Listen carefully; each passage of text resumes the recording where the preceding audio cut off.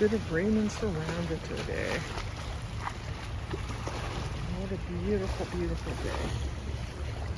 It's quiet.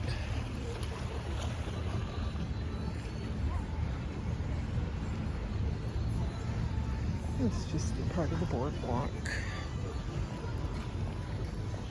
Irish pub is always busy. Rock and blues.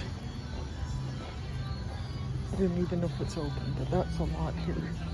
Things are closed. Those are boats to Duras, to Italy, to Greece.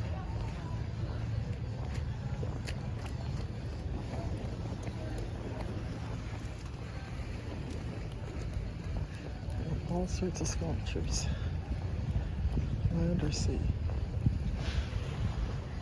We're fortunate to be here.